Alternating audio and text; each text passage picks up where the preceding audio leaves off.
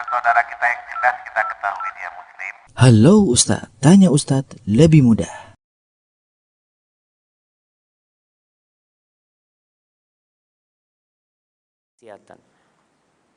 Kalau Allah tidak menolong kita, siapa sih kita jemaah? Walaula fadlullahi alaikum wa rahmatuhu ma zaka minkum min ahadin abada.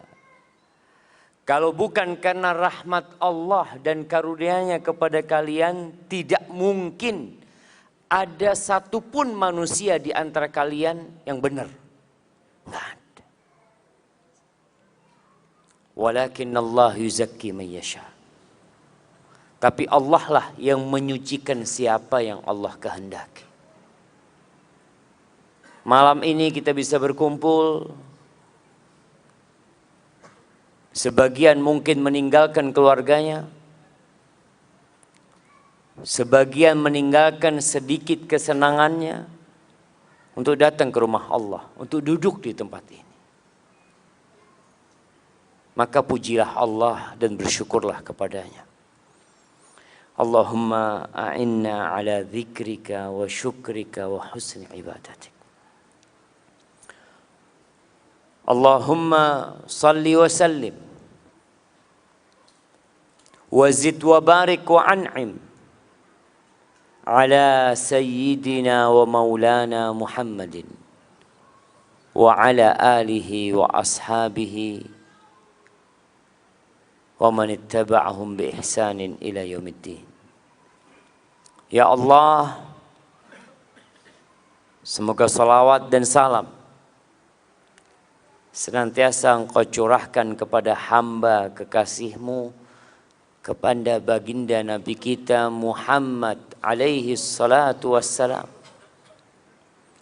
yang telah mengajarkan kepada kita segala sesuatu yang kita perlukan dalam kehidupan ini. Sampai bagaimana kita masuk toilet, keluar toilet, berada di dalam toilet, itu udah diajarin sama Nabi alaihi salatu wassalam. Sedetail itu Rasulullah SAW mengajarkan kepada kita. Karena kita manusia yang bodoh dan penuh dengan kezaliman. Maka sebagai bentuk terima kasih kita adalah memperbanyak salawat buat Nabi alaihi salatu wassalam dan memperjuangkan apa yang sudah beliau sampaikan.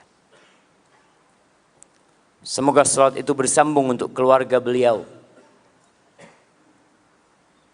Jamaah rahimakumullah. Kita nih yang udah keluarga, kadangkala dapat godaan dari istri kita. Rasulullah sallallahu alaihi wasallam juga pernah mendapatkan godaan dari istri. Bicara tema kita malam ini, godaan wanita itu dahsyat. Sampai akhirnya Rasulullah sallallahu alaihi wasallam memboikot istri. Istri-istri.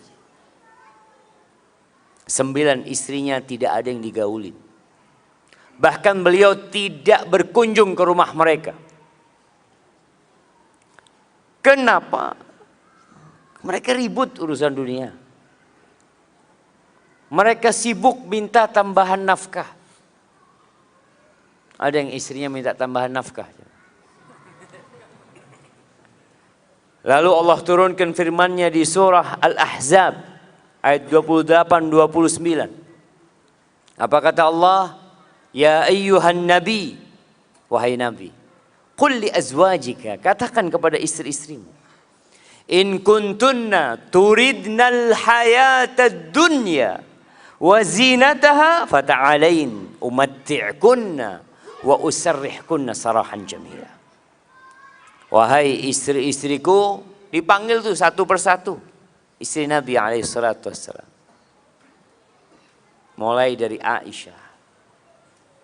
Ditanya, kalau yang kalian inginkan itu kehidupan dunia,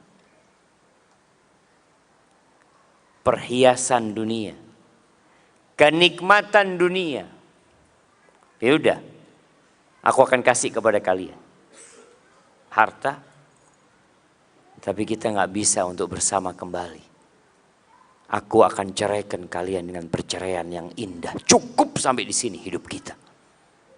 Nggak bisa dilanjutkan.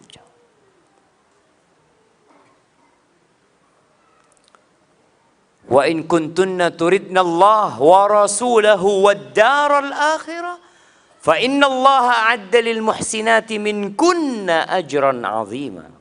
Tapi kalau ambisi kalian itu akhirat, Allah dan Rasulnya dan kehidupan akhirat, maka sesungguhnya Allah menyediakan bagi yang baik di antara kalian pahala yang besar.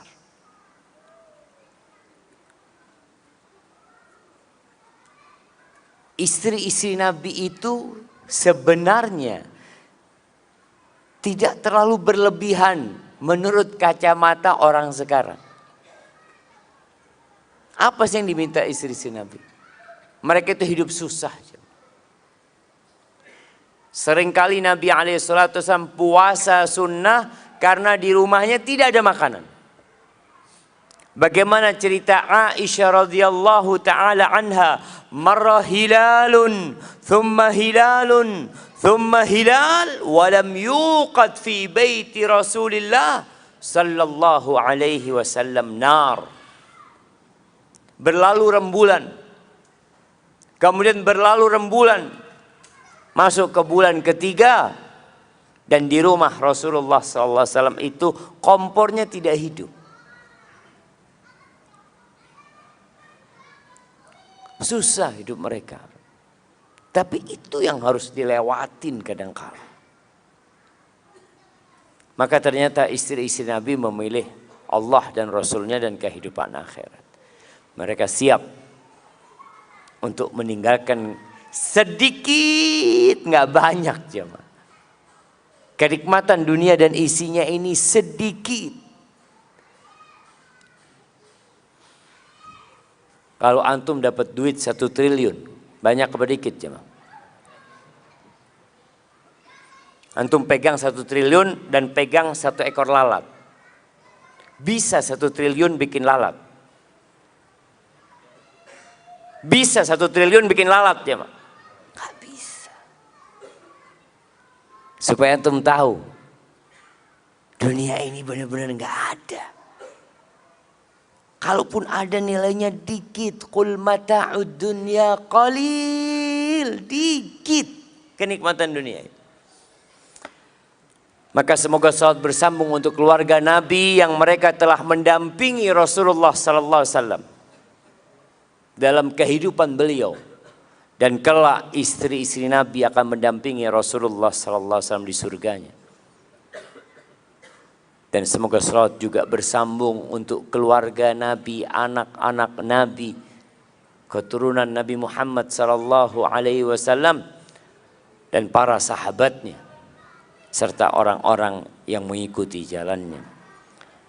Amma ba'd. Jamaah rahimakumullah, kita hidup di masa yang gemerlapan kehidupan dunia ini begitu menggoda.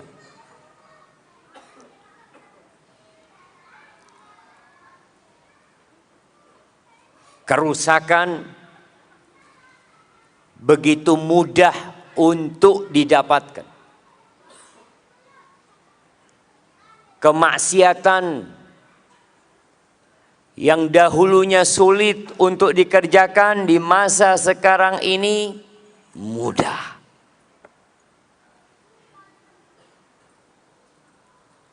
Karena apa? Karena teknologi. Dan harta ada. Fasilitas disediakan semuanya. Zaman dulu jemaah, jangan zaman dulu ya, tahun 90-an ke bawah.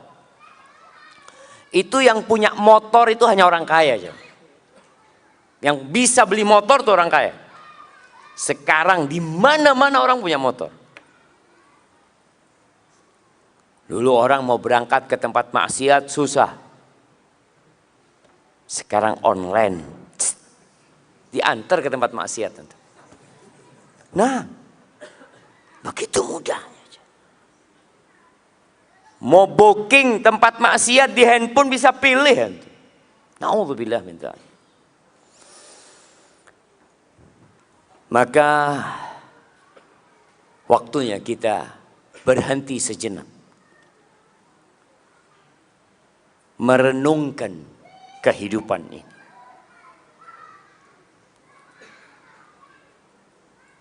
Karena jangan sampai kita baru berpikir tatkala malaikat pencabut nyawa datang mencabut nyawa kita. Kita perlu mengingat dan kewajiban setiap muslim untuk mengingatkan dirinya, untuk menghisap dirinya dan mengingatkan orang lain. Tadi imamnya baca surat apa? Nah, surat yang rakaat pertama. Al-Insyiqaq. Apa kata Allah? Ya ayyuhal insanu innaka kadihun ila rabbika kadhan famulaqi. Masya Allah. Datang hadiahnya. Anda tadi mau kasih hadiah sama yang jawab cuma. Cuma kok nggak ada hadiahnya, malu Anda mau kasih hadiah. Nah, apa artinya ayat tadi Anda kasih hadiah? Ya ayyuhal insanu, wahai manusia. Innaka, sesungguhnya kamu. Kadihun ila rabbika kadhan famulaqi. Siapa yang tahu artinya jemaah? Nah, fadhal berdiri antum. Gak usah ngelihat ke bawah. Berdiri aja. Berdiri. Kenapa harus ngelihat ke bawah? Nah, fadhal.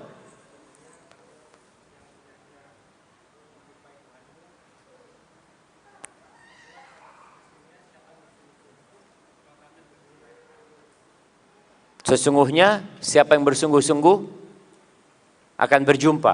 Yang enggak bersungguh-sungguh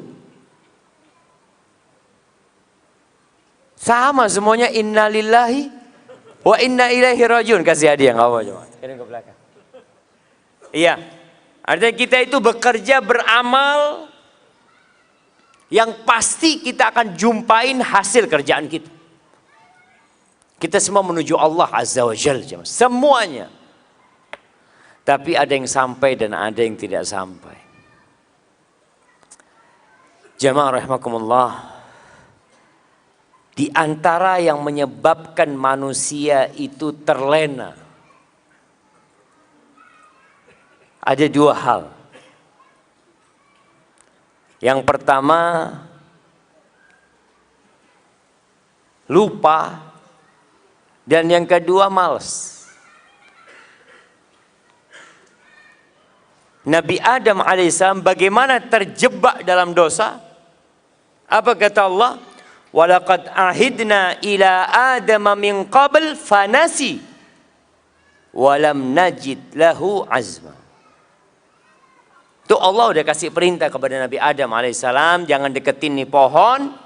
Boleh semua engkau makan kecuali pohon ini. Dan dikasih tahu hati-hati sama setan. Jangan sampai engkau tergoda sama setan. Ini musuhmu. Fanasi, lupa Nabi Adam alaihissalam. Karena setan pada waktu itu waqasamahuma inni lakum alaminan nasihin. Oh, setan itu kalau suruh kasih nasihat jamaah, sumpah-sumpah. Wallah, aku ini orang suka ngasih nasihat sama kamu. Ini pohon ini kalau engkau makan, engkau akan kekal. Jadi malaikat kau.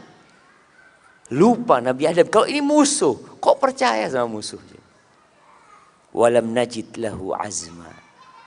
Kita dapatin nggak ada semangat, malas. Ini Allah yang katakan. Akhirnya Nabi Adam turunkan. Maka dua hal ini penyakitnya. Lupa dan malas. Futur.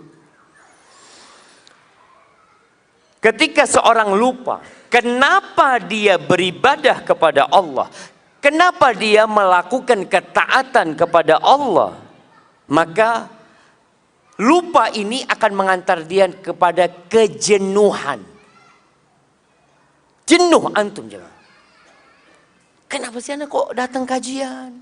Ngaji pulang, sholat, masjid. Males antum akhirnya. Awalnya dari lupa. Oleh karena itu kajian terus diadakan. Khutbah Jumat nggak pernah berhenti. Mengingatkan orang. Cuma yang diingatkan ini datangnya ketika komat. Gimana mau diingetin jemaah? Anda melihat di sebagian tempat. Itu orang udah datang. Apalagi kalau karyawan ya. Di tempat kerja. Itu mereka udah keluar dari tempat kerjanya. Duduk di luar. Nunggu biasanya. Nunggu apa? Nunggu komat. Maka seringkali anak ini ngomong sama teman-teman. Kapan sih kita bisa mendakwain mereka tuh yang lupa? Bisa sampai kepada mereka. Alhamdulillah teknologi membantu. Sekarang bisa promosi video, clips atau ceramah-ceramah pendek itu. Ana ngomong sama bagian admin, tolong dikirimkan ke orang-orang yang nggak ke masjid. Yang nggak suka ibadah, nggak, itu yang dikirimin.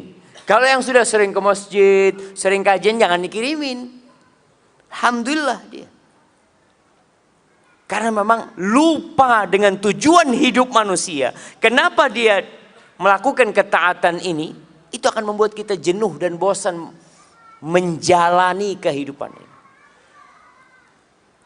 Antum lihat orang yang nungguin di rumah sakit. Kenapa dia sabar jemaah? Kenapa ada yang nunggu sampai 2 jam nunggu dokternya? Anak pernah nunggu dokter 2 jam lebih. Berangkat ba'dal maghrib antar anak.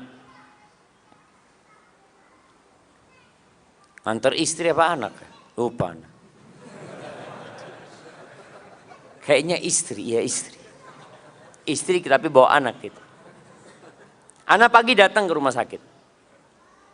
Anak ambil janji, tanya katanya nanti jam 7 datang. Anak pikir jam 7 datang langsung masuk. Jam 9 masuknya. Ternyata jam 7 itu dokternya baru datang. Apa yang membuat anak bersabar? Karena anak tahu tujuan anak datang ke sini. Anak perlu sama dokternya ini. Ya udah ditungguin. Mau gimana sekarang? Maka kita diperintahkan untuk mengingatkan orang-orang itu. Kenapa sih kita ada di muka bumi ini? Ngapain? Orang kerja dari pagi sampai sore. Besoknya kerja lagi. Lusa kerja lagi. Bertahun-tahun. Di Angkasa Pura. Antum gak bosan di Angkasa Pura? Ini yang kerja Angkasa Pura. Gak bosan. Berapa tahun antum? 10 tahun. Ustaz. Allahu Akbar. Gak bosan? Enggak Ustaz. Karena dia tahu dengan tujuan dia berada di tempat ini. Tapi tujuan diciptakan manusia, kadangkala orang lupa. Ahibati fillah, jelaslah Allah mengatakan wa ma khalaqtul jinna wal insa illa liya'budun. Tidaklah aku ciptakan bangsa jin dan manusia kecuali untuk beribadah kepadaku. Ma uridu minhum min rizq wa ma uridu an yut'imun. Aku nggak perlu mereka kerja kasih rezeki sama aku. Aku nggak perlu dari manusia untuk kasih makan kepadaku, kata Allah. Innallaha huwar razzaq dzul quwwatil matin. Sesungguhnya Allah yang maha memberikan rezeki dan dialah yang maha kuat dan maha perkasa. Dan Allah menciptakan isi bumi ini untuk kalian. Huwallazi khalaqalakum ma fil ardi jami'an. Dialah Allah yang menciptakan untuk kalian semua yang ada di muka bumi ini. Ini ayat dijadikan sandaran oleh para ulama bahwa semua yang ada di muka bumi ini hukumnya halal. Boleh. Kecuali kalau ada dalil yang mengharamkan. Karena Allah menciptakan semuanya untuk manusia. Untuk manusia jemaah. Untuk kita. Artinya Allah memfasilitasi kita. Dikasih fasilitas semua untuk apa? Untuk beribadah. Bukan untuk bersenang-senang. Enggak. Sebagaimana kalau ada orang bekerja, dikasih fasilitas sama bosnya. Kamu kerja di sini, nah itu ada kolam renang, di rumahmu kita kasih rumah, kasih kolam renang, kasih pembantu. Kemudian di belakang rumahnya ada kolam ikan. Masya Allah. Akhirnya orang ini kerjanya berenang sama mancing. Kira-kira sama perusahaan dipecat nggak tuh orang jemaah? Saya kasih semua itu supaya kamu kerjanya bener gitu loh. Nggak mikirin macem-macem. Tapi jangan akhirnya kerjanya antum berenang mancing, berenang mancing. Itu yang terjadi dengan kebanyakan manusia. Lupa bahwa fasilitas diberikan agar antum beribadah. Mudah antum beribadah. Nggak repot. Tapi sekali lagi banyak yang lupa. Sehingga kerjanya ya hanya bersenang-senang. Luqman Al-Hakim, ini diriwayatkan Luqman Al-Hakim mengatakan, sesuai dengan tema kita hari ini, bi akhiratak bidunyak tarbahhuma jami'an. Kata dia, belilah akhiratmu dengan duniamu. Beli akhirat dengan dunia. Artinya modal kita dunia. Kita kalau bicara alat tukar kita nih dunia. Tukar duniamu dengan akhirat. Engkau akan beruntung dua-duanya. Dapat dua-duanya. Wala tabi' dunyak bi akhiratik. Takhsarhuma jami'an. Jangan sampai engkau jual akhiratmu untuk mendapatkan kenikmatan dunia. Engkau rugi dua-duanya. La dunia dapat wal akhirat. Rugi dua-duanya. Dan antum bisa melihat orang-orang yang sukses dunia tapi jauh dari ibadah, dapat apa dia? Dapat tua, capek bekerja, dia pikir nanti saya akan menikmatin di akhir hidup. Saya mau capek sekarang. Ya, akhir hidup stroke. Punya Moge 7 di rumahnya. Terus katanya mau dinikmatin ini. Ya itu mau dinikmatin gimana kata dia. Punya duit banyak. Makan donat nggak boleh. Donat lah. Terus apa? Bubur. Makan bubur iya. Anak punya duit banyak kayak gini nggak ada gunanya, nggak ada gunanya. Antum melihat siapa? Maka belilah akhiratmu dengan jual dunia. Kita akan untung dua-duanya. Seperti petani. Antum pernah ngelihat petani jagung nanam rumput? Pernah ngelihat, anak mau tanam jagung sama rumput? Jangan. Tanam jagung, rumput tumbuh sendiri. Gitu iya. Antum lihat tuh petani jagung ketika tanam apa dia? Jagung. Jagung dia tanam bibitnya jagung keliling. Subhanallah, tahu-tahu ada rumput. Alhamdulillah dapat rumput, kasih makan buat kambingnya, apanya. Tapi jangan kemudian sibuk antum cari rumput, lupa sama jagung. Ada dulu yang ngasih permisalan, dunia ini seperti orang yang lagi ngelola sawah, macul sawah. Mau tanam padi harus dibajak. Kadang-kala orang lagi bajak sawah ini, masya Allah jemaah, ada belut lewat, alhamdulillah dapat belut. Ada lele keluar, alhamdulillah. Jangan kemudian antum sibuk cari belut, cari lele, antum nggak tanam padi antum. Itu yang terjadi dengan banyak orang.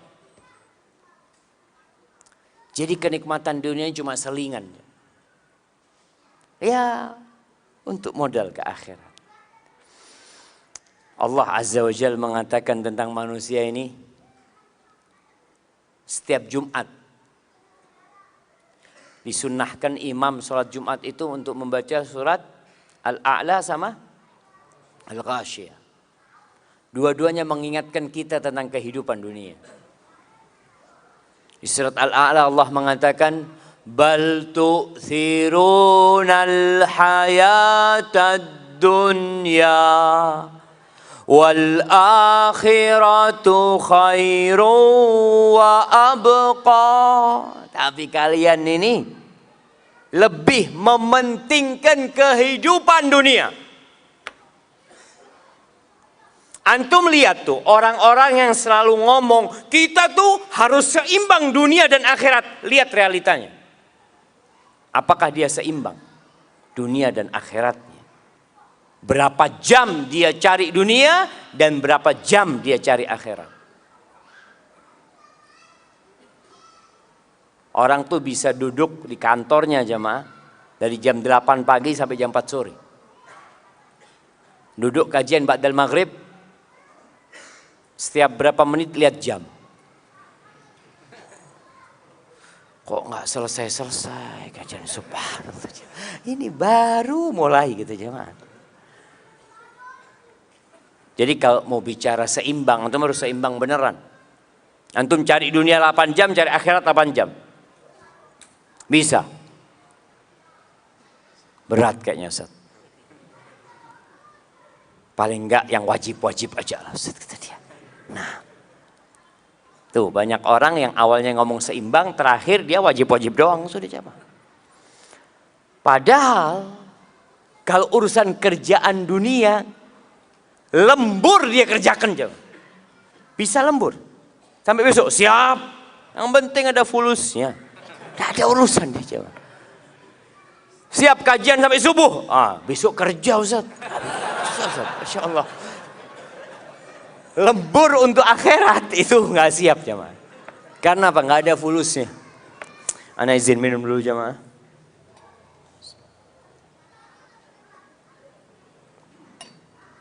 Alhamdulillah. Kalian lebih mementingkan kehidupan dunia, padahal akhirat itu lebih baik dan lebih abadi, kekal jemaah. Banyak sih ayat-ayat dalam Quran yang menjelaskan tentang hakikat kehidupan dunia. Rasul sallallahu alaihi wasallam mengatakan, "Man kanatid dunya hammahu ja'alallahu faqrahu baina 'ainaihi." Barang siapa yang ambisinya dunia. Afwan, salah. Barang siapa yang dunia ambisinya. Sama apa enggak sama yang pertama aja? Beda. Dalam bahasa Arab itu beda. Memang dunia itu ambisi dia. Enggak ada dalam benak dia akhirat. Dia kerja, sekolah, mulai sekolah. Jangan bilang kerja, sekolah. Kenapa kamu sekolah? Ya, supaya dapat pekerjaan. Setelah dapat pekerjaan, ya kawin lah. Setelah kawin, punya anak. Terus punya rumah, punya ini itu. Jadi dari awal itu akhirat tidak ada dalam benak dia. Dunia. Jadi pengaturan dalam otak dia itu dunia. Semua dihitung dengan fulus. Kalau antum tahu orang barat itu punya istilah time is money. Itu. Dunia. Jadi kalau orang bicara ambisi dunia, waktu adalah uang. Antum duduk di masjid, antum ditanya, antum dapat apa? Maghrib sampai Isya, dapat apa antum? Kalau antum buka warung, dapat fulus. Antum jualan online dapat fulus. Duduk di masjid, keluar fulus. Karena ambisinya dunia, semua dihitung dengan dunia. Berangkat umroh, haji dihitung sama dunia. Umroh berapa bayarnya? Berapa sekarang jamaah? 25 juta. 25 juta. Keluar fulus itu. Tabungan berkurang 25 juta. Kemudian ninggalkan kerjaan. Keuntungan anak sehari itu umpamanya 200 ribu. Kalau anak ninggalkan kerjaan selama 9 hari, 1.800.000 habis. Belum kalau pulang nanti sakit. Capek. Nanti di sana masih beli oleh-oleh. Aduh, enggak lah, nggak usah umroh. Subhanallah, karena dia ambisinya dunia. Apa yang akan terjadi dengan manusia yang menjadikan dunia ambisi dia? Ja'alallahu faqrahu baina ainai. Allah jadikan kemiskinan itu di hadapan mata dia. Perasaan takut miskin itu ada di depan mata dia, jemaah. Baina ainai, subhanallah ya. Di antara kedua matanya. Kata Nabi SAW, seperti orang pakai kacamata. Kemanapun dia memandang, ke atas, ke bawah, ke kanan, ke samping, yang ada takut miskin. Wasyattata alaihi syamlah. Urusannya dicerai-beraikan. Enggak kelar-kelar urusan dia, jemaah. Ana sering sampaikan. Dulu ana berpikir orang yang kaya raya, yang sudah sukses itu akan lebih sering di soft pertama. Karena dia sudah selesai dia. Dia mau makan sampai 7 keturunan sudah ada. Dia udah punya keran. Keran dia di rumahnya dibuka itu bukan air yang keluar, jemaah. Fulus. Sudah punya dia keran, jemaah. Tapi kenapa nggak bisa ngisi soft pertama? Urusannya ruwet, jemaah. Ada banyak pekerjaan dia. Yang meeting sana, rapat sini, ya Allah. Jangan untuk ibadah, untuk keluarga. Sampai ada cerita di Arab sana. Ada satu orang kaya sukses, jemaah. Waktu untuk keluarganya itu sedikit. Sedangkan tetangganya ini miskin. Akhirnya sering kumpul sama keluarga. Habis asar duduk bareng-bareng sama anaknya. Makan pisang goreng, minum kopi. Si istri orang kaya ini cemburu dengan keadaan tetangganya. Maka dia ngomong sama suaminya. Bang, abang itu kok sibuk terus cari fulus. Nggak lihat kayak tetangga kita bisa kumpul sama keluarganya sore-sore. Ngobrol, makan bareng. Masa? Iya. Oh ya, pinter nih suaminya, jemaah. Tetangganya dikasih modal kerja, jemaah. Kasih modal kerja sama dia, ruwet hidupnya, nggak lagi kumpul. Sama sekarang kata dia. Yang awalnya punya waktu duduk sama keluarganya nggak ada waktunya sudah, jemaah. Hadi dunia, jemaah. Jadi subhanallah ya. Allah jadikan urusannya, karena tetangganya pintar, kasih kamu mau nggak saya kasih modal kerja, nanti kamu bisa lebih kaya, bisa punya rumah, bisa punya mobil, ini dibuka itu, jemaah. Ya boleh kalau gitu. Hati-hati. Boleh bekerja nggak dilarang. Kita bicara ambisi. Ambisinya kita tuh ngapain sih hidup di sini? Ambisi antum kerja itu ngapain? Kalau dunia nggak akan pernah rampung urusan antum. Antum lihat jemaah haji kita lebih banyak yang tua daripada yang muda. Kenapa? Apa karena mereka baru sukses ketika tua atau mereka sibuk dengan dunia baru punya waktu ketika tua? Tua pun sama jual sawah. Kenapa nggak dari dulu dijual sawahnya? Kok baru tua jual sawah gitu loh, jemaah? Sama-sama dia jual sawah. Enggak, dulu masih ambisinya dunia selalu. Oh jangan Ustaz. Ini kan usaha Ustaz. Nanti kalau mau mati ya lah nggak apa-apa dijual. Syattata urusannya dicerai-beraikan, jemaah. Artinya dia nggak mampu untuk menjadikan waktunya berkah. Quran nggak bisa baca 1 lembar sehari. Sehari selembar nggak bisa. Apalagi one day one juice. Susah. Walam ya'tihi minad dunya illa ma qaddara lahu. Dan tidak akan datang dunia kepada dia kecuali sesuai yang sudah Allah takarkan untuk dia. Artinya dia tetap kondisinya sama walaupun kerjanya lebih keras. Kan orang berpikir semakin kerja keras semakin banyak hasilnya. Tetap yang dimakan 1 piring. Apakah kalau orang banyak duitnya makan jadi 3 piring? Malah jemaah, orang yang miskin tuh makannya lebih banyak. Antum pernah ngelihat restoran-restoran yang bebas milih apa sendiri, bakar-bakar sendiri. Kenapa letaknya di mal-mal besar? Coba di pinggir jalan. Coba buka pinggir jalan ya. Yang beli orang-orang miskin, tutup 2 hari dia. Karena orang miskin ini kalau makan Masya Allah langsung dia. Tapi orang kaya itu kan makan hanya seninya kata dia. Sambil bakar-bakar, aduh kata orang miskin. Enggak usah seni-seni, ini perut lapar kata dia. Nah subhanallah, artinya semakin kaya makannya semakin sedikit ternyata jangan. Allahu Akbar ya. Dan kita tahu apa kata Nabi SAW ketika manusia mengatakan mali, mali, hartaku, hartaku.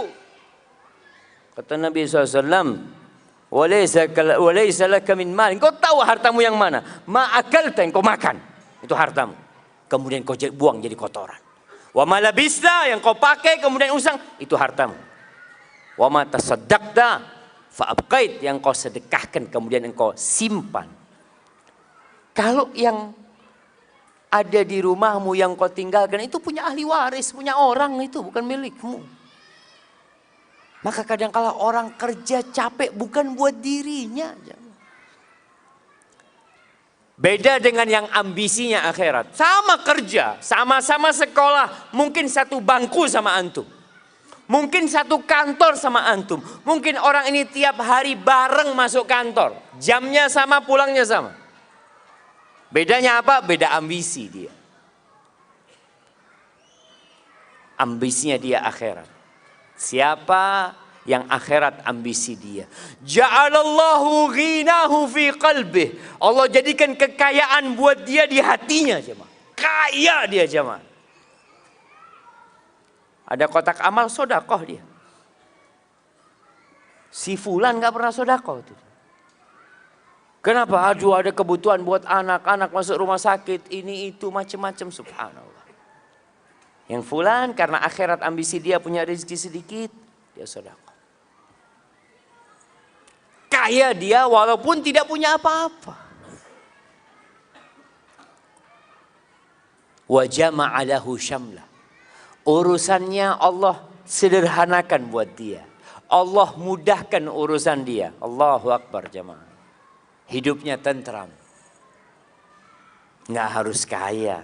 Kalau bicara hidup bahagia, nggak harus kaya.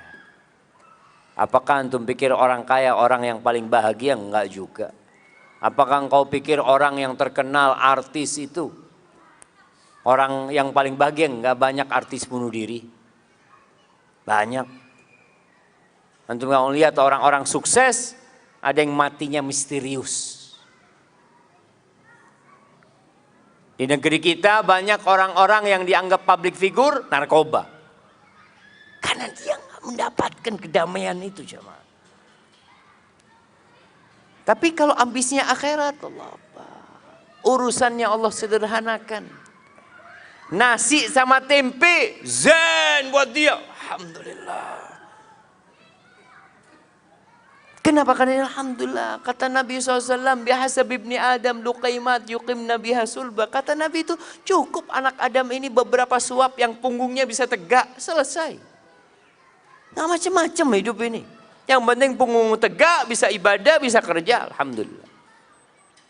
Wa atat hudunya wahya raghimah.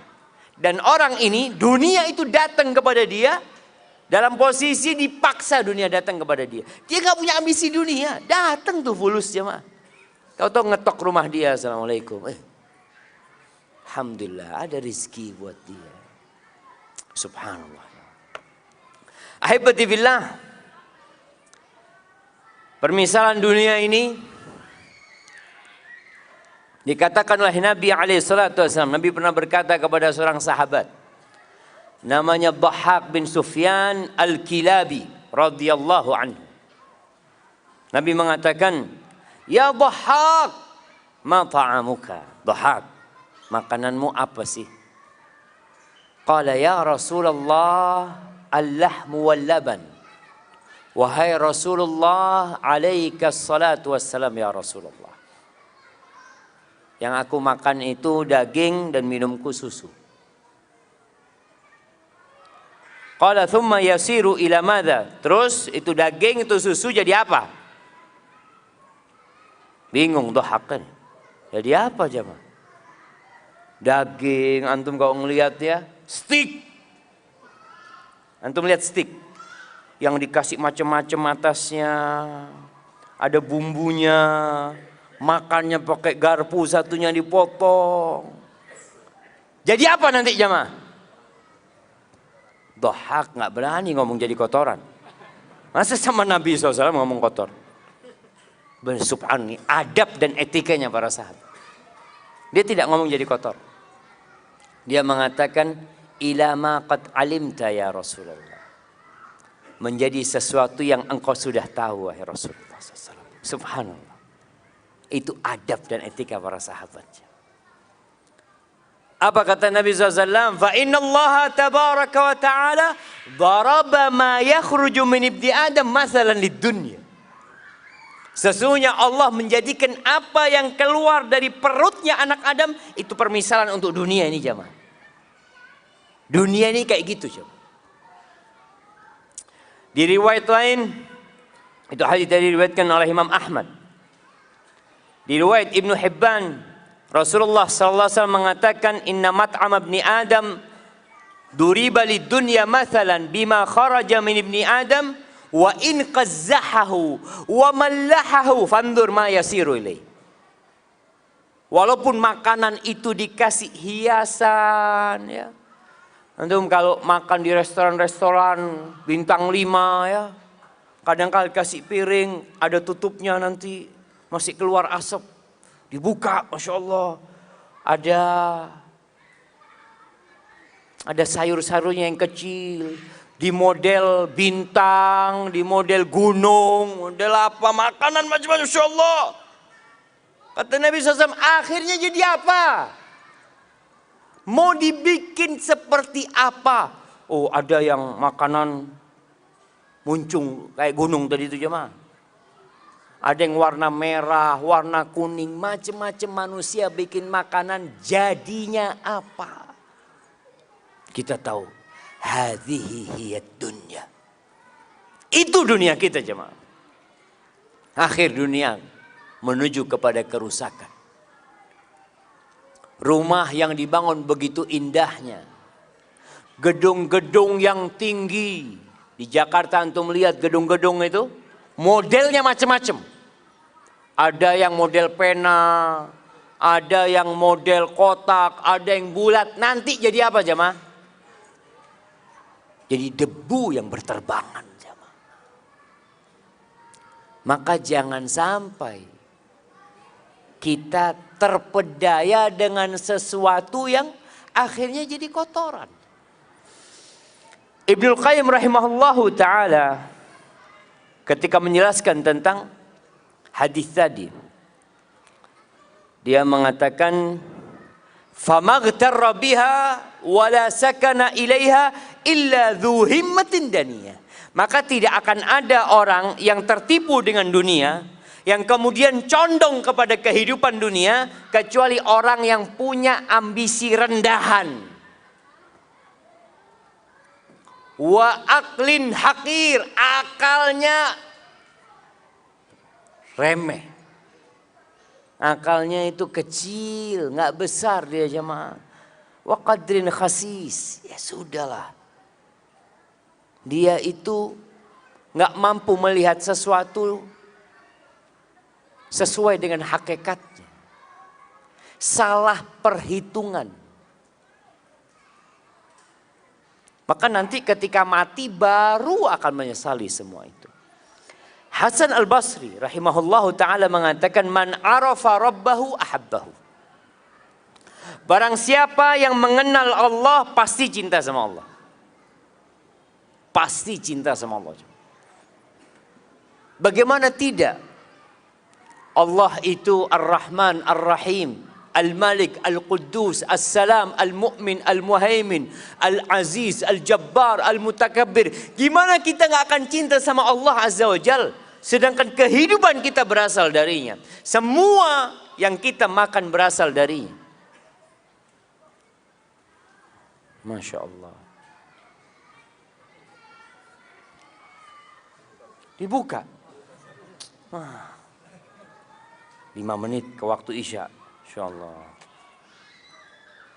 Siap jemaah. Kita sholat Isya dulu ntar lagi. Sampai mana kita? Anak soalnya bukanya salah barusan jemaah. Jadi bismillah. Alhamdulillah.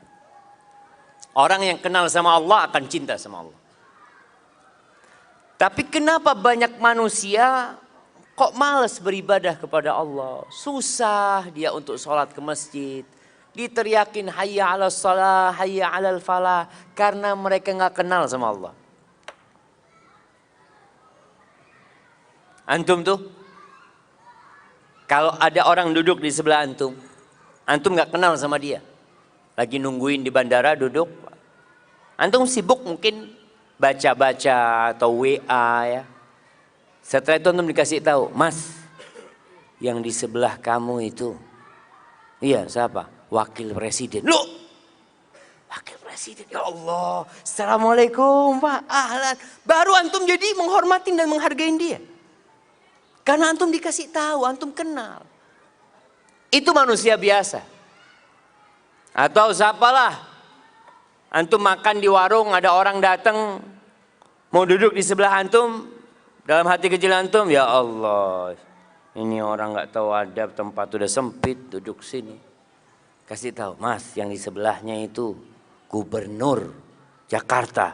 Subhanallah. Assalamualaikum Pak. Baru senyum antum. Maka dikatakan tak kenal maka tak sayang, betul. Banyak kita nggak kenal sama Allah. Kalau ada orang yang ngasih sama antum rumah, ngasih sama antum mobil, ngasih sama antum istri dan anak, Masya Allah. Bagaimana penghormatan antum sama orang itu? Dipanggil antum, ditelepon, fulan antum datang ke sini, siap. Padahal antum lagi makan, aduh bismillah lah berangkat sudah. Ditinggal makanannya. Karena yang manggil siapa? Yang ngasih antum semuanya. Gimana dengan Allah Azza wa Jalla? Itu kata Hasan Basri. Yang kenal sama Allah dia akan cinta sama Allah. Wa man arafa dunya zahida fiha. Yang kenal sama dunia dia akan zuhud sama dunia. Yang kenal sama dunia. Tahu dengan hakikat dunia. Maka antum lihat bagaimana Rasulullah SAW. Beliau orang yang paling kenal sama dunia. Ketika ditawarin. Masya Allah. Tawarin gunung jadi emas. Ya. Ditawarin kenikmatan-kenikmatan dunia. Sampai Umar bin Khattab nangis, sahabat nangis melihat susahnya hidup Nabi SAW. Lalu apa kata Nabi? Mali walid dunya. Apa urusanku sama dunia ini? Innama mathali wa mathalud dunya karakibin istadhalla tahta syajaratin thumma raha wa tarakaha. Pemisahanku sama dunia ini seperti orang yang sedang berkendaraan. Kemudian berhenti di rest area, kita lihatlah. Kalau dulu berhenti di bawah naungan pohon. Orang naik onta, panas, berhenti di bawah naungan pohon. Kira-kira berapa lama di bawah naungan pohon? Sebentar, terus mau ditinggal. Antum pernah lihat orang di rest area bangun rumah? Rest area bangun rumah, anak. Pak, ngapain di sini Pak, kata dia. Kita cuma lewat, kita mau ke Bandung nih. Oh iya, nggak jadi dia. Kalau kita kenal sama dunia, kita akan zuhud dengan dunia. Sebagaimana Rasulullah SAW mengajarkan kepada kita.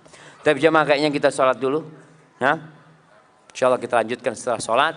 Jadi setelah sholat nanti kita langsung kajian. Ba'diyahnya ditunda selesai sholat.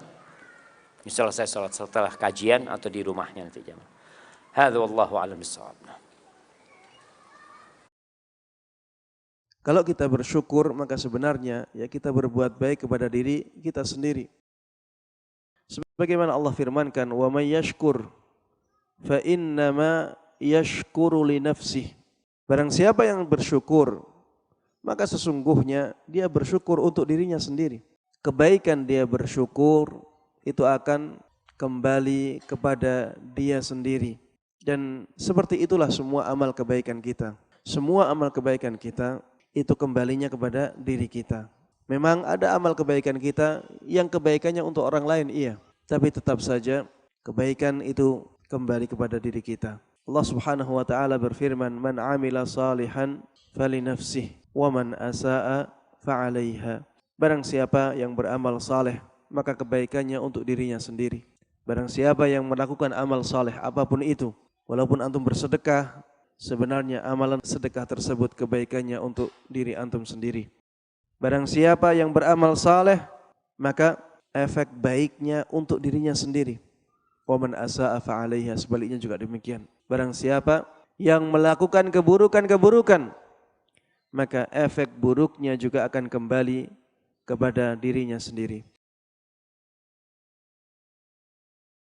Zuhud itu adalah meninggalkan perkara-perkara yang tidak bermanfaat untuk urusan akhirat kita. Dalam sebuah hadis Nabi Muhammad SAW menjelaskan, "Kun fid dunya ka'annaka gharibun aw 'abiru sabil." Di dunia ini hendaknya engkau berlaku seperti seorang musafir atau seorang yang melakukan perjalanan jauh. 'Abiru sabil hanya lewat. Seorang yang sedang safar, dia membawa bekal seperlunya, tidak membawa seluruh barang yang dia miliki di rumah untuk dibawa, akan repot sekali.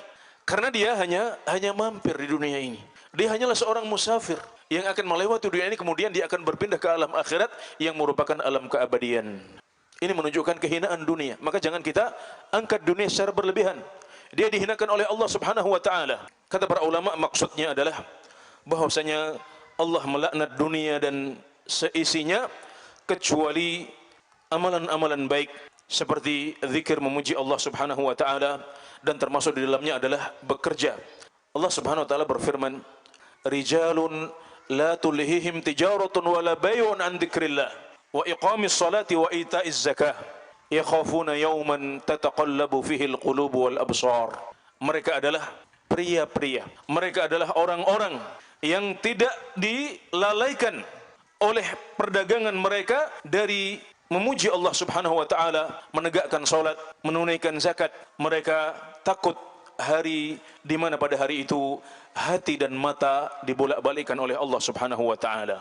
Karena dengan bekerja kita menafkahi diri kita, anak-anak kita, dan kita bersedekah dari harta yang sudah kita bisa kumpulkan. Kezaliman adalah sebuah dosa.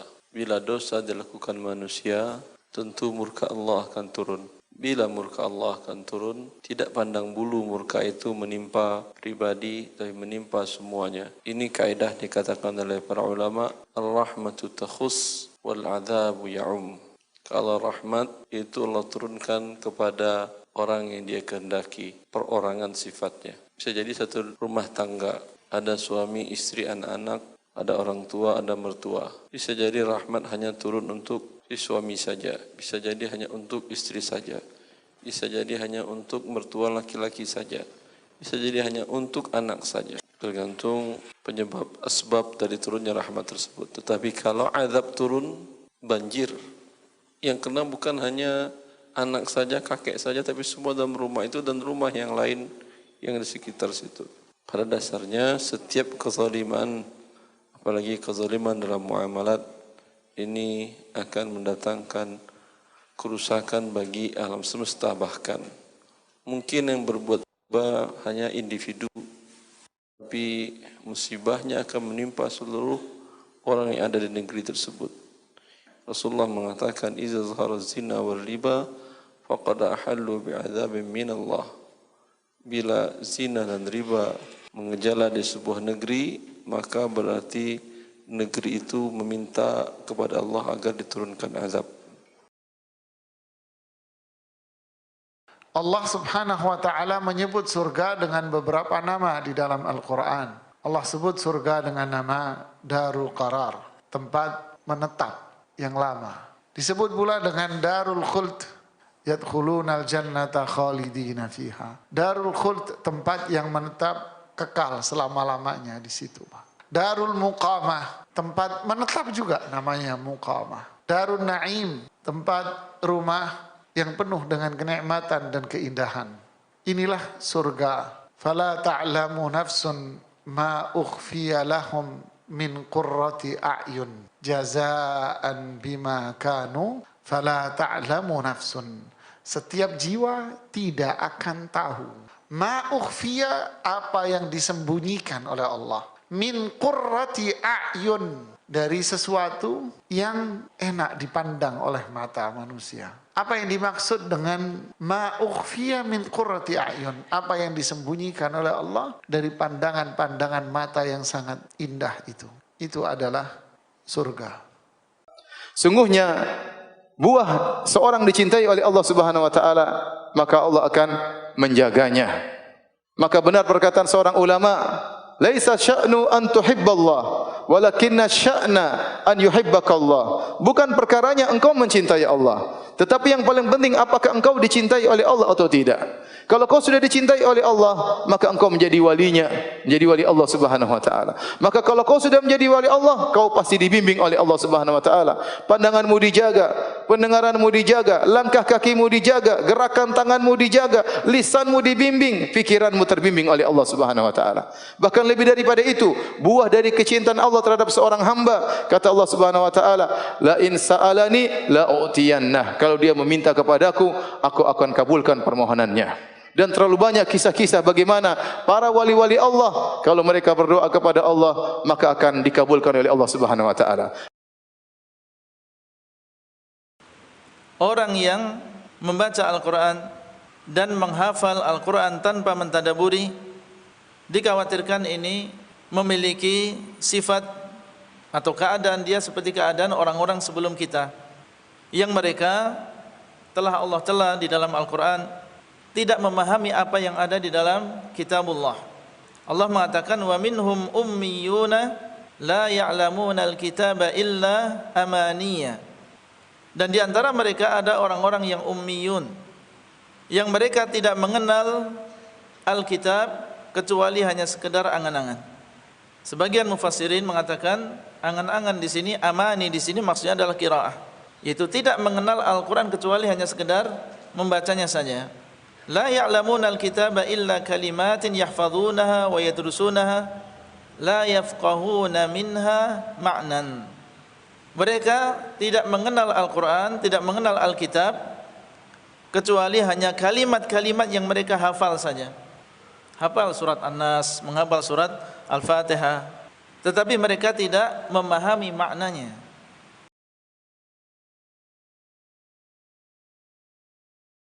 Allah mengatakan dalam Al-Quran, wa minal laili fatahajjad bihi nafilatan laka asa ay yab'atsaka rabbuka maqaman mahmuda. Bertahajudlah kalian, semoga Allah mengangkatkan derajat kalian, diletakkan kalian di maqaman mahmuda, tempat yang tersanjung terpuji. Diawali Rasulullah SAW. Itu ilmu, tapi nggak sampai keyakin. Tandanya tahajud kita jarang. Nah, ini contoh ilmu yang tidak mengantarkan atau belum membuat kita yakin, dan artian mengantarkan amal. Lihat para sahabat Nabi SAW, lihat para at-tabi'un, mereka benar-benar ya menjadikan malam itu untuk mereka mengajukan permohonannya, mengabdikan diri kepada Allah Subhanahu wa taala. Sampai-sampai mereka disifati, mereka kalau siang hari itu laksana singa, tapi kalau malam hari mereka adalah seperti ruhban. Ruhban itu ahli-ahli ibadah dari golongan Yahudi atau Nasrani. Siangnya begitu dahsyatnya, tapi malamnya lembut sekali, mudah nangis, mudah beristighfar dan sebagainya. hendaknya kita perhatikan, jangan sampai ilmu kita hanya sebatas ilmu, tetapi harus ilmu yang mengantarkan kita kepada keyakinan yang akan menimbulkan amal. Wa innamal a'malu bil khawatim. Nabi menyampaikan bahwasanya amalan-amalan itu tergantung tutupnya. Bagaimana akhir hidup antum? Itu yang harus jadi pikiran kita. Orang yang cerdas adalah orang yang senantiasa mengevaluasi dirinya dan mempersiapkan diri untuk kematian dan yang sesudah kematian. Itu orang yang cerdas. Kalau bicara orang cerdas sekarang ya orang yang IQ-nya sekian, yang bisa menemukan ini, iya, cerdas. Tapi banyak orang cerdas bodoh. Kok bisa? Allah mengatakan ya'lamuna zahiran minal hayatid dunya. Mereka itu hanya tahu yang zahir dari kehidupan dunia. Bagaimana membangun gedung yang tinggi, membuat mobil yang bagus, membuat jembatan, tapi dia tidak bisa bikin jembatan antara dia dengan surga Allah Jalla Jalaluhu. Jembatan di atas neraka jahanam tidak pernah dia bikin untuk menyelamatkan diri dia. Itu kebanyakan manusia. Kata Allah Jalla Jalaluhu, wa hum 'anil akhirati hum ghafilun. Mereka lalai dengan kehidupan akhirat. Orang yang berbahagia adalah yang akhir hidupnya husnul khatimah, ditutup dengan tutup yang baik. Wallahi jamaah, kita ini masih menanti wallahu a'lam bagaimana kita ditutup. Kalau kita bersyukur, maka sebenarnya ya kita berbuat baik kepada diri kita sendiri. Sebagaimana Allah firmankan, wa may yashkur fa innama yashkuru li nafsihi. Barang siapa yang bersyukur, maka sesungguhnya dia bersyukur untuk dirinya sendiri. Kebaikan dia bersyukur itu akan kembali kepada dia sendiri. Dan seperti itulah semua amal kebaikan kita. Semua amal kebaikan kita itu kembalinya kepada diri kita. Memang ada amal kebaikan kita yang kebaikannya untuk orang lain, iya. Tapi tetap saja kebaikan itu kembali kepada diri kita. Allah Subhanahu wa taala berfirman, "Man 'amila salihan falinafsihi wa man asaa fa'alaiha." Barang siapa yang beramal saleh, maka kebaikannya untuk dirinya sendiri. Barang siapa yang melakukan amal saleh apapun itu, walaupun antum bersedekah, sebenarnya amalan sedekah tersebut kebaikannya untuk diri antum sendiri. Barang siapa yang beramal saleh, maka efek baiknya untuk dirinya sendiri. Wa man asaa fa'alaiha, sebaliknya juga demikian. Barang siapa yang melakukan keburukan-keburukan, maka efek buruknya juga akan kembali kepada dirinya sendiri. Zuhud itu adalah meninggalkan perkara-perkara yang tidak bermanfaat untuk urusan akhirat kita. Dalam sebuah hadis Nabi Muhammad SAW menjelaskan, kun fid dunya ka'annaka gharibun aw 'abiru sabil. Di dunia ini hendaknya engkau berlaku seperti seorang musafir atau seorang yang melakukan perjalanan jauh. Abiru sabil, hanya lewat. Seorang yang sedang safar, dia membawa bekal seperlunya, tidak membawa seluruh barang yang dia miliki di rumah untuk dibawa, akan repot sekali. Karena dia hanya mampir di dunia ini. Dia hanyalah seorang musafir yang akan melewati dunia ini, kemudian dia akan berpindah ke alam akhirat yang merupakan alam keabadian. Ini menunjukkan kehinaan dunia. Maka jangan kita angkat dunia secara berlebihan. Dia dihinakan oleh Allah Subhanahu wa taala. Kata para ulama, maksudnya adalah bahwasanya Allah melaknat dunia dan seisinya kecuali amalan-amalan baik seperti zikir memuji Allah Subhanahu wa taala, dan termasuk di dalamnya adalah bekerja. Allah Subhanahu wa taala berfirman, rijalun la tulhihim tijaratun wala bay'un an dzikrillah wa iqamis salati wa ita'iz zakah yakhafuna yawman tataqallabu fihi alqulub wal absar. Mereka adalah pria-pria, mereka adalah orang-orang yang tidak dilalaikan oleh perdagangan mereka dari memuji Allah Subhanahu wa taala, menegakkan salat, menunaikan zakat. Mereka takut hari di mana pada hari itu hati dan mata dibolak-balikkan oleh Allah Subhanahu wa taala. Karena dengan bekerja kita menafkahi diri kita, anak-anak kita, dan kita bersedekah dari harta yang sudah kita bisa kumpulkan. Kezaliman adalah sebuah dosa. Bila dosa dilakukan manusia, tentu murka Allah akan turun. Bila murka Allah akan turun, tidak pandang bulu murka itu menimpa pribadi, tapi menimpa semuanya. Ini kaidah dikatakan oleh para ulama, ar-rahmatu takhus wal adzabu ya'um. Kalau rahmat itu Allah turunkan kepada orang yang dia kehendaki, perorangan sifatnya. Bisa jadi satu rumah tangga, ada suami, istri, anak-anak, ada orang tua, ada mertua. Bisa jadi rahmat hanya turun untuk si suami saja. Bisa jadi hanya untuk istri saja. Bisa jadi hanya untuk mertua laki-laki saja. Bisa jadi hanya untuk anak saja. Tergantung penyebab asbab dari turunnya rahmat tersebut. Tetapi kalau azab turun, banjir. Yang kena bukan hanya anak saja, kakek saja, tapi semua dalam rumah itu dan rumah yang lain yang di sekitar situ. Pada dasarnya setiap kezaliman, apalagi kezaliman dalam muamalat, ini akan mendatangkan kerusakan bagi alam semesta. Bahkan mungkin yang berbuat riba hanya individu, tapi musibahnya akan menimpa seluruh orang yang ada di negeri tersebut. Rasulullah mengatakan, "Iza zahara zina wal riba faqad ahallu bi'adzabin min Allah." Bila zina dan riba mengejala di sebuah negeri, maka berarti negeri itu meminta kepada Allah agar diturunkan azab. Allah Subhanahu wa taala menyebut surga dengan beberapa nama di dalam Al-Qur'an. Allah sebut surga dengan nama Darul Qarar, tempat menetap yang lama.